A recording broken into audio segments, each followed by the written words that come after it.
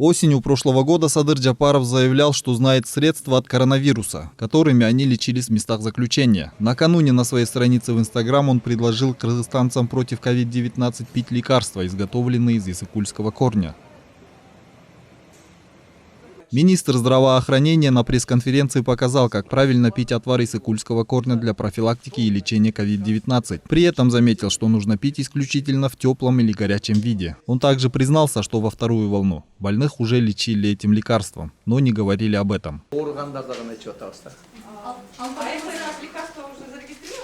По словам министра, он хочет внести этот препарат в 5-й протокол лечения от коронавирусной инфекции. Он признал, что отвар из иссык-кульского корня не проходил клинических испытаний, однако применяется в лечебных учреждениях и уже вылечено более 300 больных. Вылечили более 300 больных с ковидом. И учитывая то, что я занимался кандидатской и докторской диссертацией по иммунологии, чтобы доказать эффективность какого-то лекарства, должна быть протокол клинический. И в настоящее время те врачи, которые лечат, они каждый день заполняют клинические протоколы. Иссык-кульский корень не новое растение. Кыргызы сотнями лет лечили им, в том числе рак молочной железы и желудка. Золотой корень растет на Джайло Каркыра, отмечают эксперты. Это наш иссык-кульский корень, или аконит его называют. Но в древности он известен как из народного лечения. Он не входит в список лекарственных трав, которые уже признаны в аптечной системе.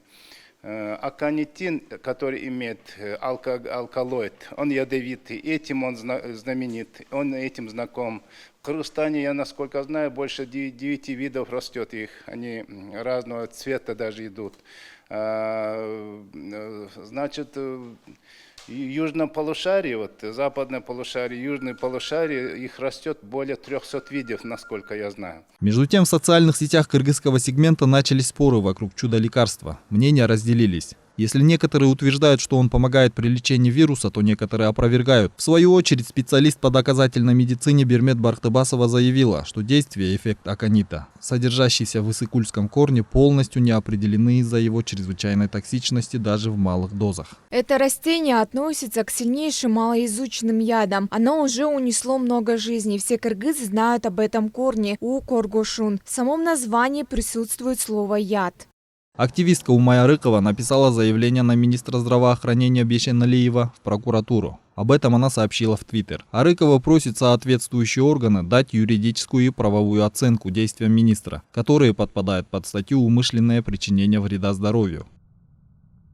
Сегодня министр заявил, что в прямом эфире выпьет настойку иссык-кульского корня, чтобы доказать, что это эффективное средство в лечении коронавируса. Эти действия не выдерживают никакой критики и ставят под сомнение его компетентность. В то время как весь мир уже больше года охвачен пандемией COVID-19, а Кыргызстан – одна из стран, которая тяжелее всего перенесла пик пандемии и заплатила за беспечность прошлых министров тысячами жизней. Наш министр подвергает смертельной опасности все население страны. Во Всемирной организации здравоохранения также с обеспокоенностью прокомментировали заявление министра. Специалисты считают, что необходимо провести клинические исследования. На основании этих данных уполномоченный орган здравоохранения принимает решение о регистрации препарата или отказе в регистрации. Азамат Кенжешев, Нурболсун Тургуналиев, Нью ТВ.